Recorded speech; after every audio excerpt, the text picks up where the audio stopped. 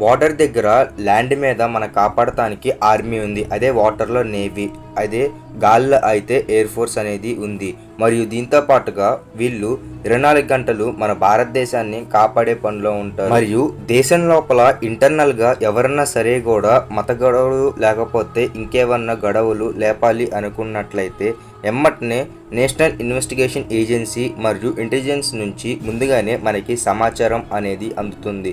మరియు దీని ద్వారంగా ఇండియా లోపల జరిగే యుద్ధాలు మరియు కొన్ని వార్స్ అనే ఆపటానికి చాలా ఈజీగా ఉంటుంది.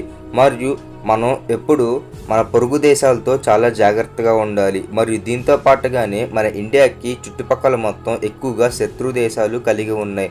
మరియు దీనికోసమే మనం ఎల్లప్పుడూ చాలా జాగ్రత్తగా ఇంటెలిజెన్స్ అనేది ఉండాలి.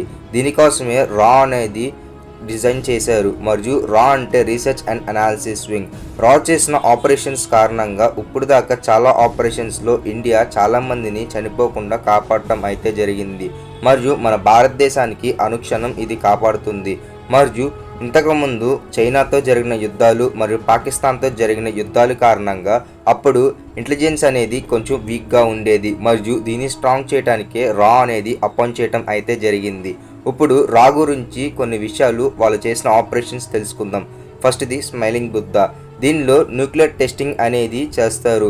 మరియు ఇది పోఖ్రాన్లో చేయటం అయితే జరిగింది. అప్పుడు దాకా మన భారతదేశం ఎలానా సరే కూడా న్యూక్లియర్ టెస్ట్ అనేది చేయకుండా ఉండాలి అని చెప్పేసి అమెరికా, రష్యా మరియు మిగిలిన దేశాలు అనుకున్నాయి. అయితే మనం మటుకు ఎవరికి తెలియకుండా ఈ స్మైలింగ్ బుద్ధ అనే ఆపరేషన్ని చేయటం అయితే జరిగింది. ఇది పోఖ్రాన్లో కండక్ట్ చేయటం కారణంగా ఇండియా దగ్గర కూడా న్యూక్లియర్ మిసైల్ అనేది ఉంది అనే విషయం అనేది అందరికీ తెలిసింది. అప్పటి నుంచి చైనా, పాకిస్తాన్ మనతో జాగ్రత్తగా ఉంది.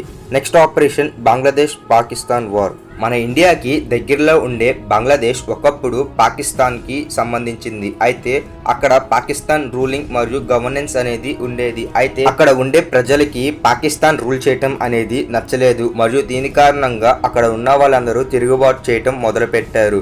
అయితే మన ఇండియన్ ఆర్మీని హెల్ప్ అడగటం అయితే జరిగింది. దీని కారణంగా ఇండియన్ ఆర్మీ మరియు ఇంటెలిజెన్స్ అనేది హెల్ప్ చేయటం అయితే జరిగింది. మరియు వీటి ఆర్గనైజేషన్స్కి ఎలా వెపన్స్ వాడాలి మరియు ఎలాగా పాకిస్తాన్ వాళ్ళ బుల్లెట్స్ని తట్టుకొని మరియు వాళ్ళని ఎలా బ్లాస్టింగ్ చేయాలి అని చెప్పేసి పూర్తి ట్రైనింగ్ అనేది వీళ్ళకి ఇవ్వటం జరిగింది. దీని కారణంగానే బంగ్లాదేశ్లో పాకిస్తాన్ అనేది వెళ్ళిపోవటం అయితే జరిగింది. మరియు ఇండియా దీన్ని ఇంటర్నల్గానే వార్లో సక్సెస్ అవటం అయితే జరిగింది. అప్పుడు దాదాపు 90,000 సోల్జర్స్ ఒకేసారి ఇండియన్ ఆర్మీకి వాళ్ళు దొరకటం అయితే జరిగింది మరియు సరెండర్ అయ్యారు. ఆపరేషన్ కహూటా. ఈ ఆపరేషన్ అనేది ఇండియాకి తెలియకుండా న్యూక్లియర్ మిసైల్ అనేది పాకిస్తాన్ ఓన్గా డెవలప్ చేసుకుందాం అనుకుంది. దీని కారణంగానే ఏక్యూ ఖాన్ ల్యాబొరేటరీ రీసెర్చ్ ఆర్గనైజేషన్లో వీళ్ళు డెవలప్ చేయటం అయితే జరిగింది. దీనికి ముఖ్యంగా కావాల్సింది యురేనియం. మరియు ఈ యురేనియం అనేది సీక్రెట్గా పాకిస్తాన్ ఇంపోర్ట్ చేసుకోవటం అయితే జరిగింది. ఈ విషయం మన ఆర్గనైజేషన్ అయిన రాకి తెలియటం జరిగింది. మరియు ఆ చుట్టుపక్కలే బార్బర్ షాప్స్ పెట్టి వాళ్ళ దగ్గర నుంచి హెయిర్ శాంపిల్స్ అనేవి కలెక్ట్ చేసి అవి ల్యాబ్కి పంపించడం అనేది జరిగింది.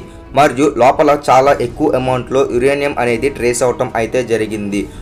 ఎంతోమంది ఏజెంట్స్ వర్క్ చేస్తే కానీ ఈ ఆపరేషన్ అనేది సక్సెస్ కాలేదు. అయితే అప్పుడు ఉండే ప్రైమ్ మినిస్టర్ డైరెక్ట్గా పాకిస్తాన్కి ఫోన్ చేసి మీరు తయారు చేస్తున్న న్యూక్లియర్ వెపన్ గురించి మాకు తెలుసు అని ఆయన చెప్పేశారు. మరియు అప్పుడు ఎమ్మటనే పాకిస్తాన్ గవర్నమెంట్ అలర్ట్ అయ్యి మొత్తం రా ఏజెంట్స్ అందరినీ ట్రేస్ చేసి వాళ్ళందరినీ చంపేయటం అయితే జరిగింది. ప్రైమ్ మినిస్టర్ చేసిన ఒక్క చిన్న తప్పు వల్ల మొత్తం అందరూ రా ఏజెంట్స్ చనిపోవాల్సి వచ్చింది ఆ ఆపరేషన్లో ఉండే వాళ్ళందరూ. Next operation Ravindra Kaushik. రవీంద్ర కౌశిక్ గారి గురించి ప్రతి ఒక్కరికి తెలుసు. ఈయన మన భారతదేశంలో నాటకాలు వేస్తూ ఉండేవాళ్ళు. అయితే ఒకరోజు ఈయన్ని చూసి రా ఏజెంట్స్ ఇతను చాలా బాగా యాక్టింగ్ చేస్తున్నారు అని చెప్పేసి ఈయన్ని పాకిస్తాన్కి పంపించడం అయితే జరిగింది. అక్కడ ఏకంగా ఈయన మిలిటరీలో జాయిన్ అయ్యి మేజర్ అవటం అయితే జరిగింది. మరియు అక్కడి నుంచి చాలా సెన్సిటివ్ ఇన్ఫర్మేషన్ అనేది భారతదేశానికి ఎప్పుడు ఇస్తూ ఉండేవారు. అయితే రా చేసిన ఒక చిన్న ఏజెంట్ తప్పు వల్ల ఈయన దొరికిపోవాల్సి వచ్చింది.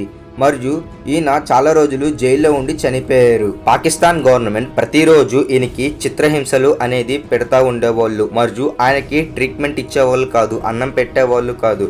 ఇలాగా దాదాపు 12 సంవత్సరాల పాటుగా ఇండియన్ గవర్నమెంట్ కాపాడుతుంది అనే నమ్మకంతో ఆయన చివరిదాకా ఎదురు చూసి ఆయన 12 సంవత్సరాల తర్వాత పాకిస్తాన్ జైల్లో చనిపోవటం అయితే జరిగింది.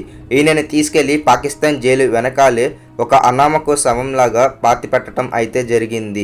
ఈయనకి బ్లాక్ టైగర్ అనే బిరుదును కూడా మన ప్రైమ్ మినిస్టర్ ఇవ్వటం అయితే జరిగింది. ఇది ఫ్రెండ్స్ ఇప్పుడు దాకా రా చేసిన కొన్ని ఆపరేషన్స్. మనకి తెలిసింది కొన్ని మరియు మనకు తెలియాల్సింది చాలా ఉన్నాయి. అయితే ఈ ఆపరేషన్స్ అన్నీ చాలా సీక్రెట్గా రా బయటికి తెలియనీయకుండా చాలా ఆపరేషన్స్ ఇప్పటికే దాయటం అయితే జరిగింది. రా ఏజెంట్స్ వరల్డ్ వైడ్గా ప్రతి ఒక్క ప్లేస్లో ఉన్నారు మరియు ప్రతి ఒక్క కంట్రీ అయిన పాకిస్తాన్, చైనా, రష్యా, అమెరికా మరియు మిగిలిన దేశాల్లో కూడా రా ఏజెంట్స్ ఇప్పటికీ వర్క్ చేయటం అయితే జరుగుతుంది.